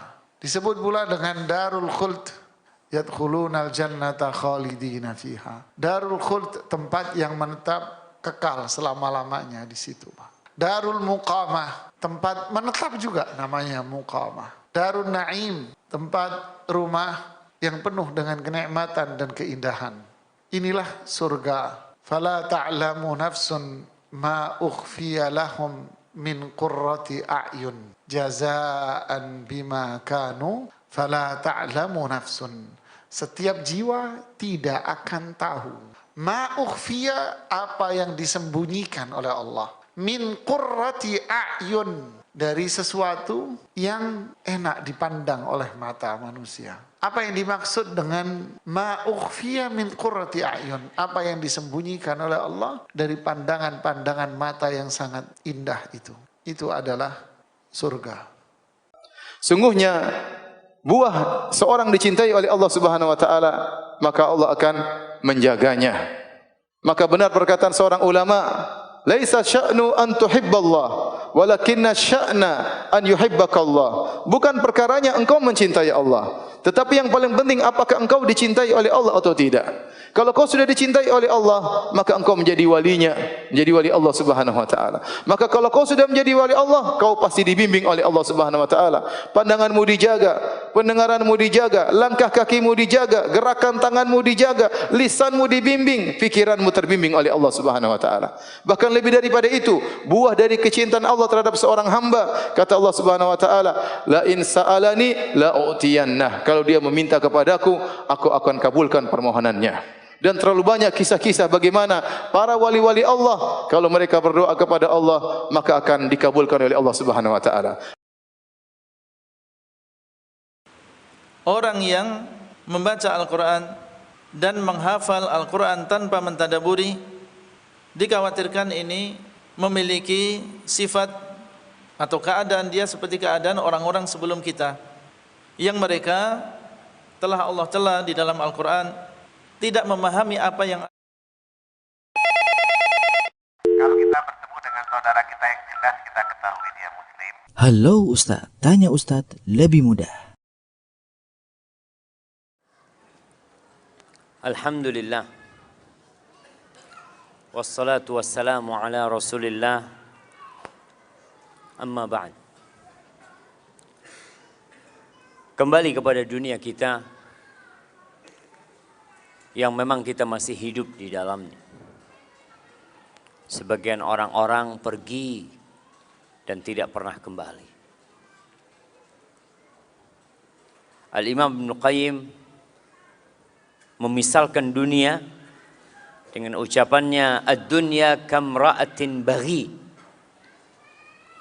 Dunia ini seperti wanita pelacur. La tathbut ma'a zawjin wahid. Dia tidak akan tetap dengan satu orang. Dia akan berpindah-pindah. Lihatlah rumah yang kita miliki. Dulu punya siapa? Lihatlah posisi jabatan yang kita dudukin. Dulu siapa yang duduk di jabatan itu? Antum bisa ngelihat tuh. Orang-orang yang menjabat, dulu menjabat, setelah itu turun ganti yang lainnya, nanti ganti yang lainnya. Dan engkau pun yang sedang duduk akan digantikan dengan yang lainnya. Hadhihi ad-dunya. Seperti wanita pelacur yang tidak akan tetap dengan satu orang. Ibnu Abbas radhiyallahu taala anhu mensifatin dunia kita dengan ucapannya, awwaluha ana. Awal dunia ini kesusahan, susah. Antum lihat orang-orang yang susah, yang sekarang sukses, bagaimana proses dia meraih kesuksesannya. Dulu menjadi ini, terus naik jabatannya, terus sekolah lagi, terus bertugaskan di sana, kemudian dapat jabatan yang lebih bagus, terus. Wa akhiruha fana. Akhirnya habis. Jadi kelelahan dia itu habis, jemaah. Awalnya kelelahan, akhirnya habis. Bukan kenikmatan. Halaluha hisab wa haramuha iqab. Yang halal antum akan dihisab. Antum makan halal, kerja capek halal, dihisab. Benar nggak kerjaan antum? Berkaitan dengan harta halal yang kita dapatkan, kita akan ditanya dua hal. Dari mana dapatnya? Kemana engkau belanjakan? Wa haramuha iqab. Jelas yang haram antum akan dihukum. Ayyuma lahmin, daging manapun, kata Nabi SAW, nabata min suhtin fannaru awla bihi. Daging mana aja yang tumbuh dari hasil yang haram, neraka lebih pantas tempatnya buat dia. Man istaghna biha futin, yang kaya terfitnah dengan hartanya. Yang punya harta banyak terfitnah dia. Kadang-kala sampai merasa nggak perlu sama Allah Subhanahu wa taala. Na'udzubillah min dzalik. Innal insana la yatgha ar-ra'ahu istaghna. Kalla inna ila rabbika ruj'a. Orang tuh benar-benar melampaui batasnya, melakukan tindakan-tindakan yang konyol kapan? Ketika merasa cukup dia, udah kaya. Wa man iftaqar ilaiha hazin. Yang merasa perlu sama dunia akan hidup penuh dengan kesusahan dan kesedihan. Hidupnya sedih terus. Melihat temannya beli mobil. Anak kapan beli mobilnya? Melihat temannya menikah. Ya Allah, ini teman sudah istri kedua. Anak satu belum dapat. Masya Allah. Dunia. Wa man sa'alaha fatathu, yang berusaha untuk mendapatkannya akan kehilangan dunia itu. Tadi ketika ambisinya dunia itu akan kehilangan. Na'a anha wa man na'a anha atathu. Bahkan yang menjauh dari dunia, dunia itu akan datang sama dia. Wa man nadhara ilaiha a'mathu. Barang siapa yang melihat kepada dunia dengan pandangan yang penuh dengan kesukaan kepada dunia ini, maka dia akan jadi buta. Lupa dengan halal haram. Segala cara dia gunakan untuk mendapatkan dunia. Waman basra biha basrathu. Tapi yang berusaha untuk melihat dunia dengan pandangan yang sebenarnya, maka dia akan tahu dengan hakikat dunia. Jamaah rahimakumullah, ketika perang Uhud, para sahabat kalah. Sempat menang. Kemudian dikalahkan oleh musuh-musuhnya. Walaupun orang-orang musyrikin tidak berhasil menghabisi Rasulullah Sallallahu Alaihi Wasallam dan para sahabatnya, tapi banyak sahabat yang meninggal dunia. Apa sih penyebabnya? Subhanallah. Allah menyebutkan di surat Ali Imran ayat 152, walaqad sadaqakumullahu wa'dahu ittahussunahum bi'idznih hatta idza fashiltum wa tanaza'tum fil amri wa asaitum min ba'di ma arakum ma tuhibbun. Nih Allah janji dan Allah tepati janjinya. Bagaimana Allah berikan kemenangan kepada para sahabat ketika perang Uhud. Di awalnya Allah berikan kemenangan, tapi tatkala mereka gagal melaksanakan perintah Nabi Muhammad SAW, mereka bertikai. Ketika pasukan pemanah yang diperintahkan untuk tetap berada di tempat mereka, mereka mengatakan, mereka ribut di antara mereka sendiri. Udah, kita ngapain di gunung sini? Kita udah menang tuh. Itu harta rampasan perang. Kita bantuin umat Islam, para sahabat yang lain untuk ngumpulin harta rampasan perang. Wa asaitum min ba'di ma arakum ma tuhibbun. Apa kata Allah? Minkum man yuridud dunya wa minkum man yuridul akhir. Di antara kalian ada yang ambisinya dunia dan ada yang ambisinya akhirat. Thumma sarafakum anhum liyabtaliyakum. Akhirnya bukan dapat kemenangan, malah dapat kekalahan. Untuk apa? Untuk menguji kalian. Supaya kita sadar. Ketika antum gagal dalam kehidupan ini, untuk meraih sesuatu, itu sebuah peringatan dari Allah buat kita supaya kita jadi lebih baik lagi. Antum mau kejar sampai kemana?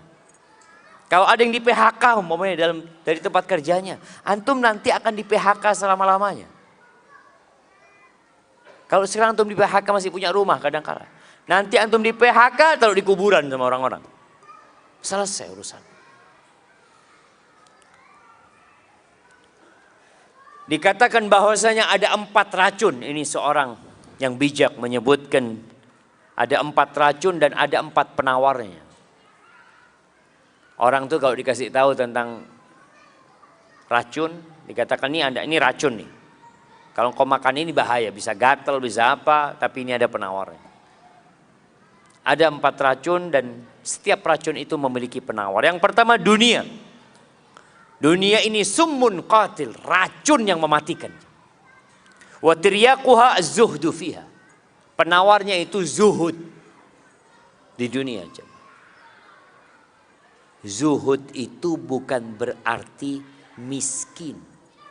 Siapa yang tahu arti zuhud? Ana kasih hadiah. Nah, fadhal. Yang keras.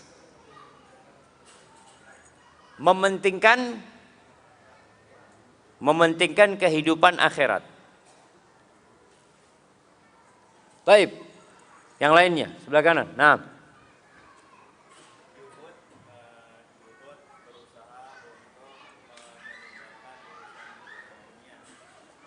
Zuhud berusaha untuk meninggalkan urusan dunia. Nggak kerja maksudnya. Lebih mengutamakan ke urusan akhirat. Sama aja lah. Kasih hadiah yang kecilnya. Baik, yang lainnya. Fadhal.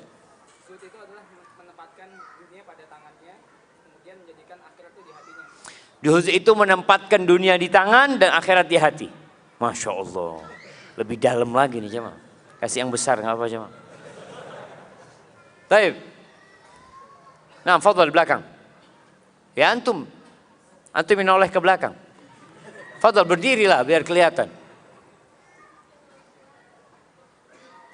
Ini zuhud jemaah, berdirinya separuh. Nah, kenapa nggak berdiri? Masya Allah.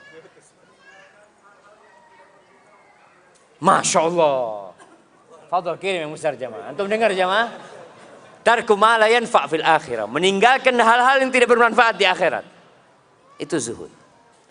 Ya tadi semuanya zuhud. Tapi karena anak hafal yang ini, anak kasih yang besar hadiahnya. Nah, itu definisi Syekh bin Utsaimin rahimahullahu taala ketika mengatakan az-zuhdu tarku ma la yanfa' fil akhir.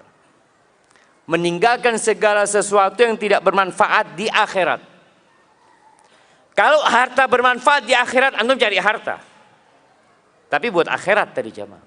Kalau ternyata jabatan itu bermanfaat buat akhirat antum, antum kejar tuh jabatan.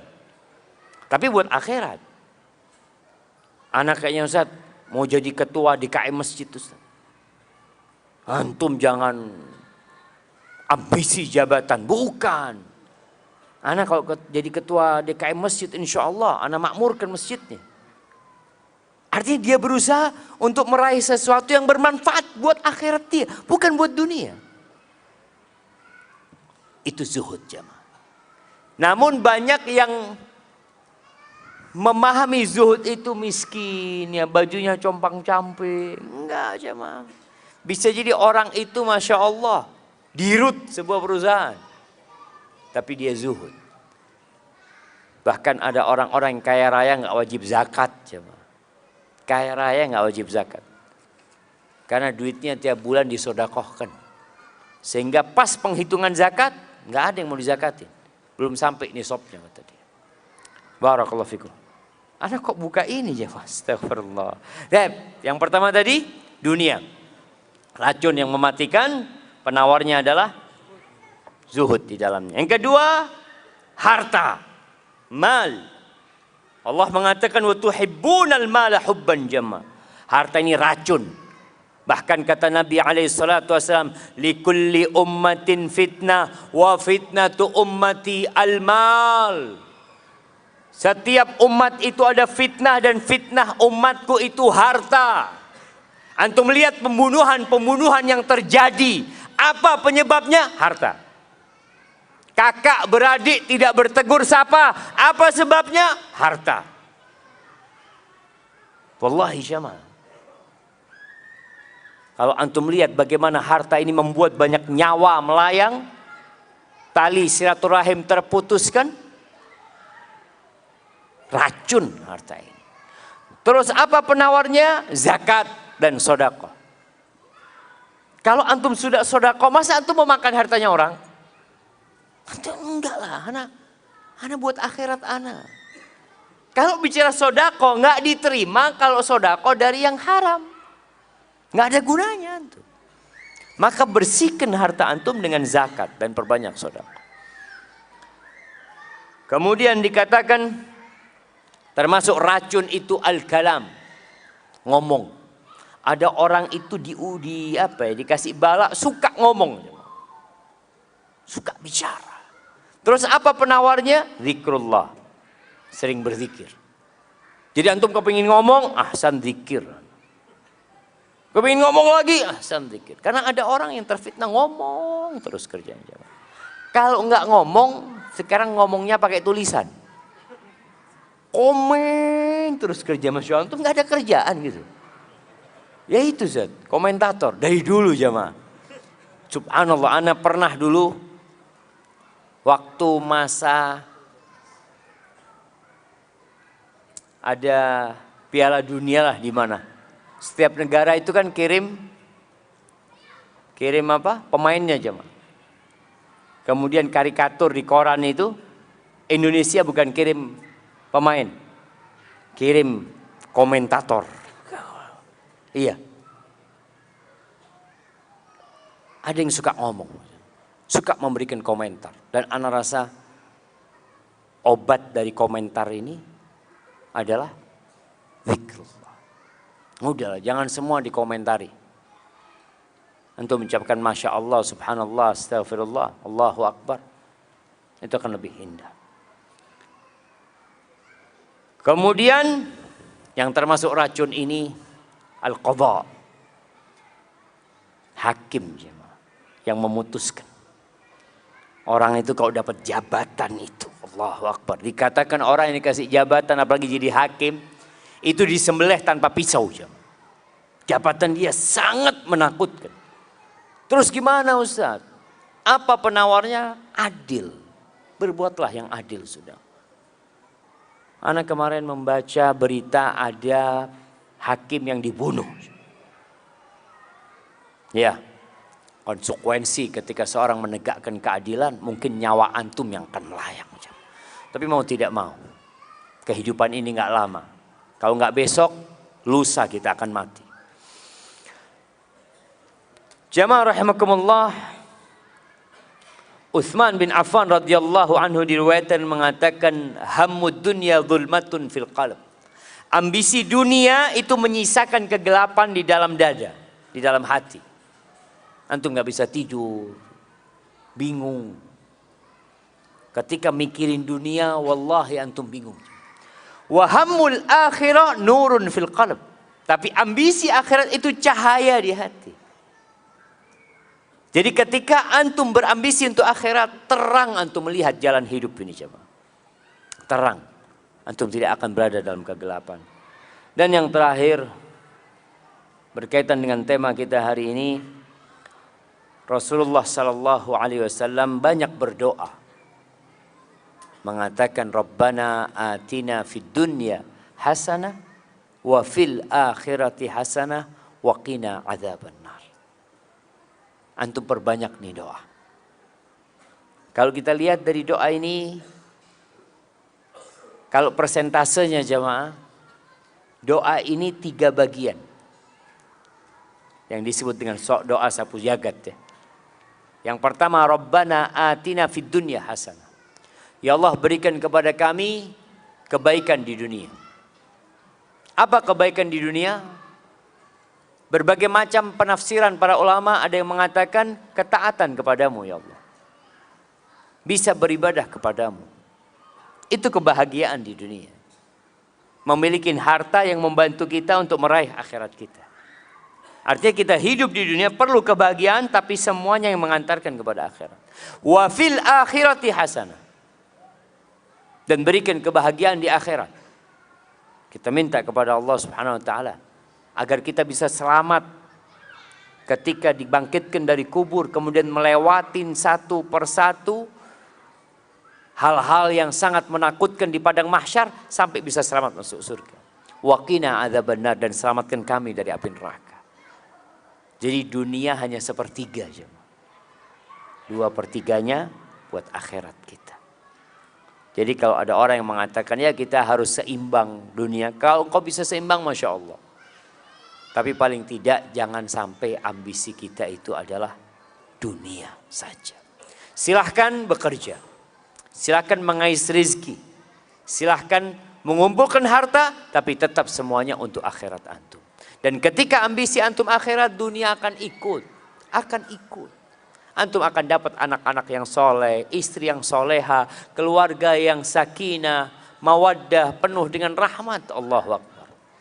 Baik, kita masuk ke sesi tanya jawab. Masya Allah.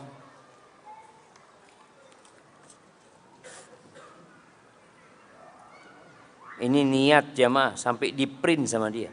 Apa sekarang ada print yang bisa dibawa ke masjid? Hah? Belum ada jamaah. Printer bisa dibawa ke masjid. Assalamualaikum Ustaz. Waalaikumsalam. Ani mau tanya Ustaz. Di satu sisi kita nggak boleh pede dengan amal dan dosa kita. Bisa saja amal kebaikan kita tidak diterima oleh Allah dan dosa kita belum diampuni meskipun sudah beristighfar misalkan. Tapi di satu sisi kita harus husnudzon kepada Allah. Itu bagaimana Ustaz menyikapi dua sisi yang berbeda ini? Syukran, jazakumullah khairan. Masya Allah jemaah. Pertanyaan yang sangat indah. Iya. Jadi kalau bicara dua sisi yang berbeda, kita tuh husnudzon sama Allah, suudzon sama diri kita. Husnudzon gimana? Allah itu tidak ingkar janji. Allah tuh maha pengampun, Allah tuh baik, Allah tuh maha indah. Tapi akunya yang belum benar. Kalau tadi sholat, sholat mungkin ana riak sholatnya, mungkin belum khusyuk sholatnya, ana sudah istighfar tapi ana kayaknya ngulangin lagi dosa tersebut. Jadi inilah yang harus ada dalam hamba. Allah ketika menyebutkan tentang orang-orang yang soleh, apa kata Allah? Yad'unana raghaban wa rahaba wa kanu lana khashi'in. Mereka itu terus berdoa, beribadah kepada kami dalam posisi harap-harap cemas. Jadi kondisinya dia berharap, nggak boleh putus asa. Tapi dia juga nggak boleh GR dengan amalan dia. Tetap dia cemas, takut amalannya nggak diterima. Takut di dalam amalannya ada sesuatu selain Allah Azza wa Jalla. Jadi posisinya antum tetap berharap kepada Allah dan cemas dengan amalan antum yang mungkin belum sempurna. Oleh karena itu, selesai sholat kita baca apa? Astaghfirullah. Minta ampun sama Allah SWT. Ketika antum dengar ayat, "Wa man yattaqillah yaj'al lahu makhrajan wa yarzuqhu min haitsu la yahtasib." Barang siapa yang bertakwa kepada Allah, Allah akan kasih solusi buat dia. Dan Allah akan kasih rizki dari arah yang tidak disangka-sangka. Lalu dia mengatakan, "Ustadz, ana ini sudah hijrah, sudah sholat di masjid, sholat malam, kok rizki masih sempit?" Oh, ini suudzon sama Allah. Seakan-akan kok janjinya Allah nggak datang. Jangan. Antum harus terus mengatakan, "Ya Allah, mungkin aku belum pantas mendapatkan, ya Allah. Mohon maaf lagi, ya Allah." Sampai sebagian ulama mengatakan, istighfaruna yahtaju ilal istighfar. Istighfar kita itu perlu istighfar, jemaah. Kita udah istighfar, masih perlu istighfar lagi. Karena mungkin istighfar kita belum dari hati. Maka seperti itu yang dimaksud, kita husnudzon sama Allah tapi suudzon sama diri sendiri. Hadza wallahu a'lam bissawab.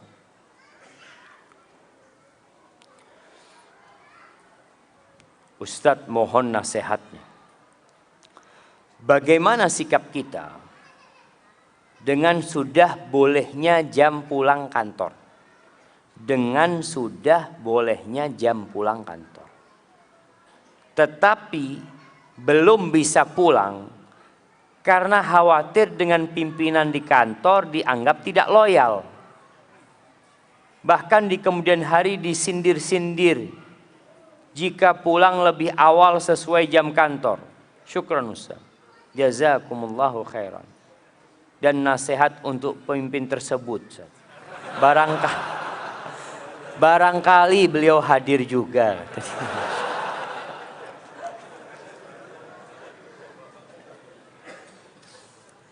Jamaah rahimakumullah. Ya, kalau kita bicara jam kerja, ya udah, laksanakan tugas kita dengan baik sampai jam kerja usai, antum boleh pulang. Tapi ada yang namanya ihsan. Ihsan itu berbuat baik yang lebih dari tugas kita. Artinya kalau memang antum kerja 5 jam, kemudian ada kerjaan yang belum selesai, padahal antum udah boleh pulang sebenarnya. Tapi anda selesaikanlah. Tapi jangan karena bos. Tapi karena Allah Azza wa Jalla. Innallaha yuhibbu idza amila ahadukum amalan ayyutqinahu. Allah tuh suka kalau seorang di antara kalian beramal untuk menyempurnakan pekerjaannya. Ini babnya bukan gaji lagi. Kalau antum lembur ada gaji. Tapi ini babnya pahala di sisi Allah Azza wa Jalla. Kemudian kalau antum dikatakan tadi untuk menjaga kebersamaan di kantor ya. Mungkin bos punya kerjaan yang belum selesai yang perlu kita bantu. Makanya antum jaga hubungan baik dengan bos, dengan atasan. Datang, "Bos, ada yang bisa anda bantu? Kalau enggak anda pamit mau pulang, bos." Jadi tetap hubungan itu baik. Atasan merasa dihargain. Kenapa? Apa nggak bisa seperti itu? Atau kita yang penting pulang sudah. Udah jam kantor selesai, bos. Anda nggak perlu pamit sama antum. Masya Allah. Ini hanya sekedar babnya bab adab lagi. Ketika antum datang, "Bos, Anda ada acara, kalau diizinkan Anda mau pulang dulu. Tapi kalau ada kerja yang bisa Anda bantu, Anda bantu." Komunikasi yang baik jemaah. Sehingga nggak ada lagi sindir-sindiran kayak gitu. Dan sejatinya bos kalau ngelihat sudah waktunya pulang, fadhol pulang. Tapi kan masalahnya kita menjaga kebersamaan di dalam sebuah tempat kerja.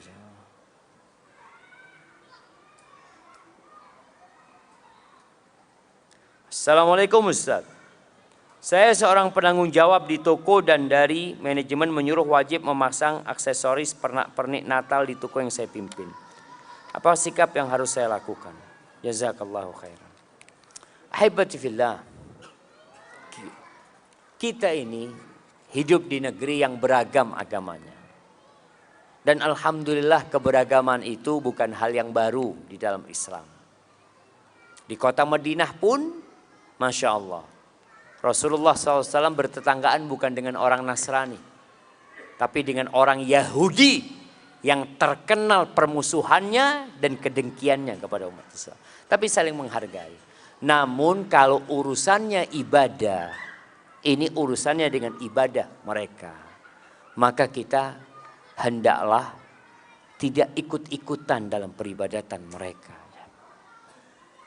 Karena ini urusan dengan akidah keyakinan.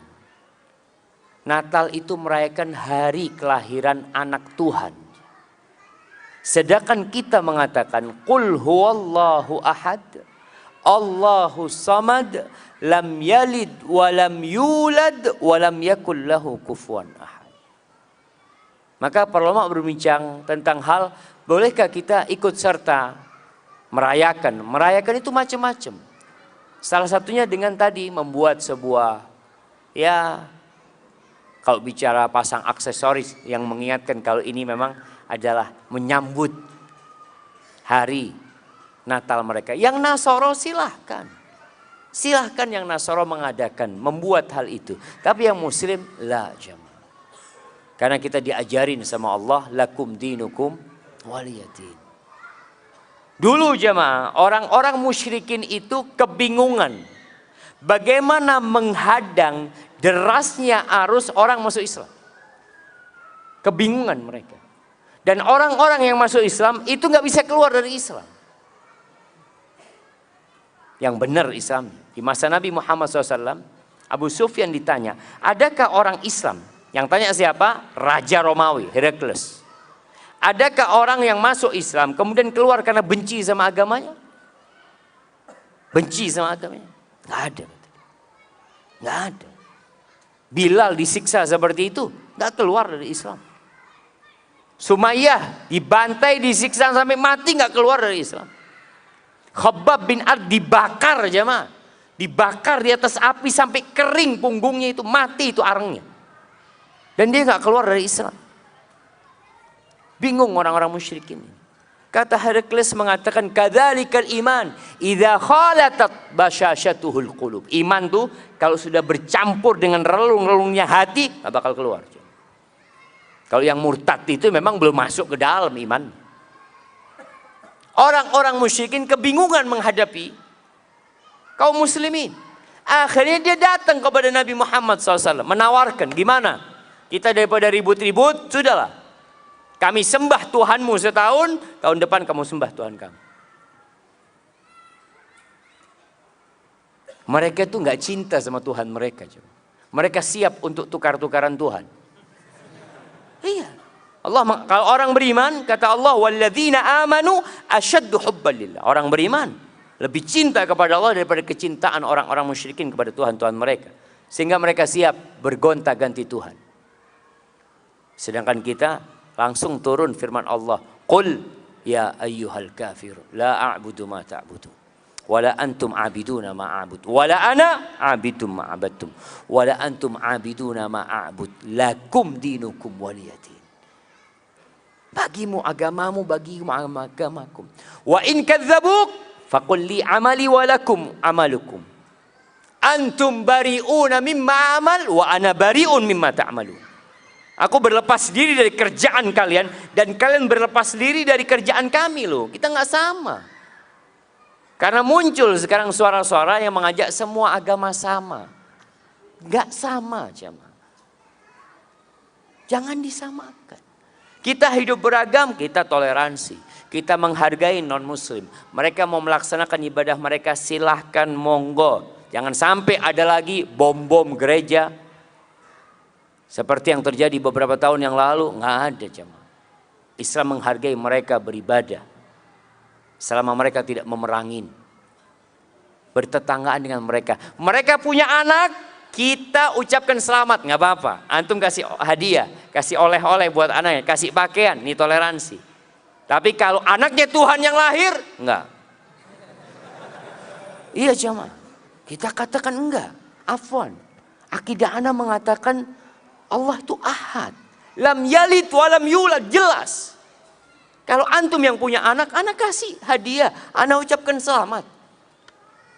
Itu Islam seperti itu. Kemudian ada orang, oh enggak toleransi. Ana ingatkan, baca sejarah sampai hari ini. Siapa sebenarnya yang mengajarkan toleransi kepada dunia? Siapa sebenarnya? Dan siapa yang sebenarnya intoleransi? Andalusia, bukti toleransi dan intoleransi. Spanyol itu bukti toleransi dan intoleransi. 800 tahun umat Islam ada di sana, orang-orang Nasara hidup damai, aman, dan tidak dipaksa masuk Islam. Tidak dipaksa masuk Islam. Dan orang-orang Nasara di dalam negeri Islam tidak dipaksa pakai bajunya umat Islam. Enggak. Bahkan mereka harus pakai baju khusus. Engkau pakai bajumu. Pakai bajumu. Pakai atributmu. Tunjukkan atributmu. Yang memang diperbolehkan. Jadi nampak ada perbedaan jamaah. Ada muslim, ada non muslim. Enggak dipaksa, oh kamu non muslim harus pakai bajunya umat Islam.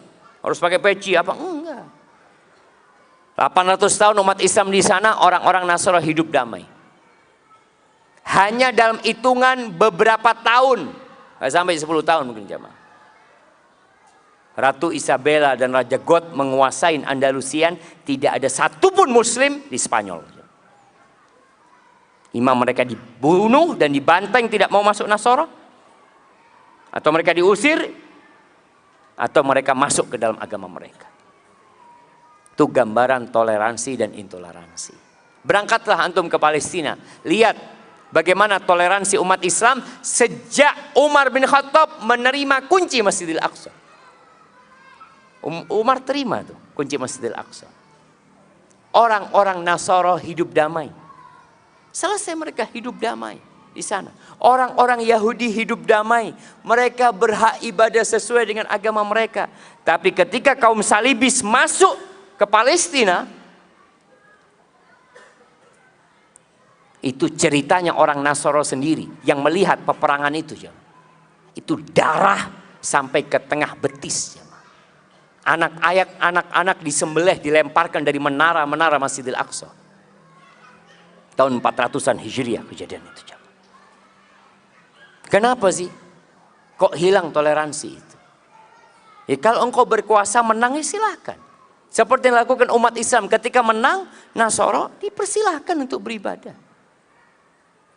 Dan berbeda ketika Salahuddin Al-Ayyubi kembali menguasai Masjidil Aqsa. Apakah dia balas dendam? Dibunuh kembali itu anak-anak orang Nasara? Lah. Jangan anak-anak orang Nasara, pemimpin kaum salibis disuruh pulang, fadhol kau pulang sudah. Dan subhanallah jamaah. Maka kalau bicara toleransi, Islam mengajarkan toleransi. Kalau ada mungkin oknum umat Islam yang melakukan ya pengrusakan, dia tidak mengatasnamakan Islam. Pribadi dia. Tapi ingat, kita jaga kebersamaan kita di negeri ini. Kita tunjukkan bahwa Islamlah yang mengajarkan toleransi. Dan semoga Allah Azza wa Jalla menjadikan kita orang-orang yang menegakkan agamanya. Hadza wallahu a'lam.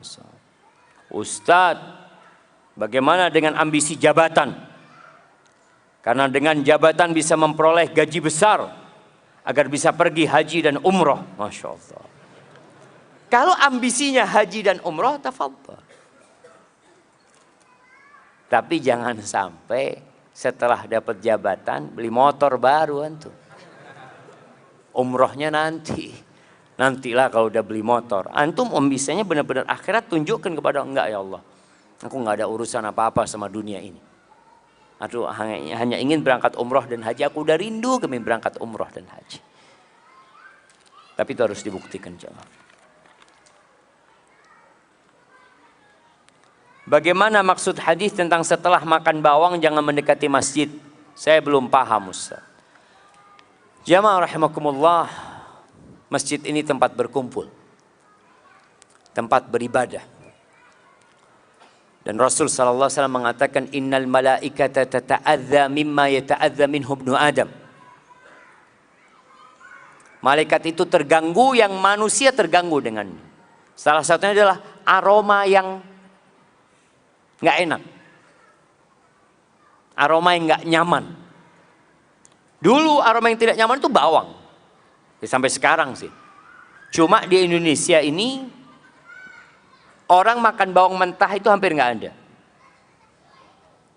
Rasul SAW menganjurkan kalau harus makan bawang ya dibunuh, aromanya itu dengan dimasak, aromanya itu udah keluar. Tapi di beberapa negeri itu bawang itu kayak apel jemaah, dimakan bawang. Anak ngelihat ya Allah. Dan baunya Masya Allah. Kalau antum sholat di samping dia, Allah, aduh nggak jadi, Allah Akbar. Terganggu antum. Makanya sama Nabi SAW yang seperti ini nggak boleh mendekat ke masjid. Karena kau mengganggu orang lain. Orang datang ke masjid untuk khusyuk, makanya dianjurkan pakai parfum, pakai wangi-wangian. Bukan pakai parfum dari bawang. Indonesia apa yang bau jemaah? Pete, jengkol. Tapi mungkin ada kondisi tertentu yang kalau berkeringat itu memang jadi bau. Maka yang sama dikiaskan dengan bawang tersebut. Artinya kalau antum makan bawang kemudian menimbulkan aroma, itu yang jangan mengganggu. Kalau antum mau ke masjid pakai parfum lah. Kalau bisa pakai parfum yang modelnya taruh di dinding jamaah, tiap 5 detik nyemprot gitu ya, serot gitu ya. Karena kan takut aromanya antum ganggu sama yang lain. Artinya intinya antum nggak boleh ganggu umat Islam ketika beribadah. Dan bolehkah pindah jamaah? Ketika antum sholat, di sebelah antum benar-benar aromanya nggak kuat antum. Boleh nggak antum pindah? Boleh. Kalau memang benar-benar hilang kekhusyuan antum, pindah. Terus Ustaz, yang di sebelahnya pindah semua nanti Ustaz. Artinya antum pindah ke belakang umpamanya, yang belakang maju ke depan. Allahu Akbar. Ana ditipu sama fulan. Artinya dia harap di soft itu dapat pahala menyambung soft, ternyata dikasih aroma ya. Tapi mungkin yang maju itu aromanya sama. Jadi tidak terlalu apa jemaah? Nggak terlalu berasa lah jemaah. Pertanyaan terakhir jemaah. Ustadz, ana mau bertanya Ustadz. Saat ini ana dan suami alhamdulillah sudah mengenal sunnah. Tapi suami ana kalau dibangunkan sholat subuh susah banget Ustadz. Sampai pernah ana nyerah untuk bangunkan sholat. Apakah harus dengan cara keras Ustadz? Agar suami ana tidak susah dibangunkan. Walaupun susah pada akhirnya sih tetap sholat Ustadz. Tapi jalannya kalau sudah adzan sudah selesai. Mohon nasihatnya Ustaz agar ana tetap sabar membangunkan suami ana sholat subuh. Syukran Ustaz. Allah Azza wa Jal berfirman, wa'mur ahlaka bis salati wastabir 'alaiha. Perintahkan keluargamu itu untuk sholat dan sabarlah menghadapinya. Ini perintah sejatinya buat suami kepada istri dan anak-anak. Karena dia pemimpin, dia yang tanggung jawab. Tapi apakah kalau istri melihat suaminya tidak sholat, kemudian dia diamkan? Enggak. Ada bab namanya watawasau bil haq. Saling mewasiatkan dalam kebenaran dan kebaikan. Bahkan Rasul SAW menceritakan tentang seorang istri yang membangunkan suaminya untuk sholat malam. Yang kalau suaminya nggak mau bangun, dia percikan air. Tinggal sekarang bagaimana membuat suami bangun subuh. Kadangkala suami nggak bisa bangun karena tidurnya terlalu malam. Ada sebabnya. Maka sebabnya inilah yang dihilangkan. Yang kedua, mungkin ada cara yang lebih elegan bangunkan suami. Bikinkan kopi. Bang, cium nih bang. Aduh. Ayo bang, minum bang. Minum bangun, tidur lagi, insya Allah enggak lah. Artinya tetap dengan adab dan etika. Ada seorang ustadz cerita. Ustadz ini cerita di Jogja kejadian.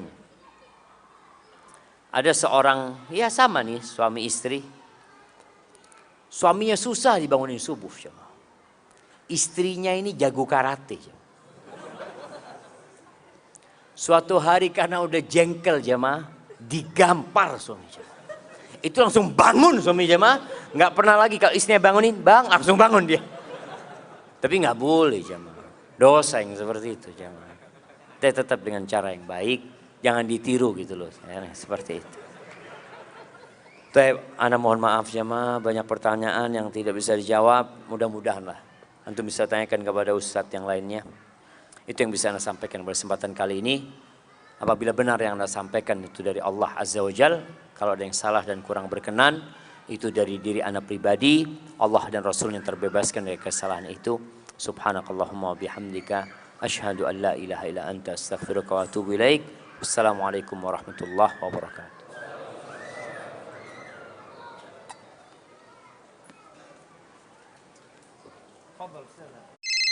Assalamualaikum. Waalaikumsalam warahmatullahi wabarakatuh. Ahlan wa sahlan. Halo Ustadz, tanya Ustadz lebih mudah.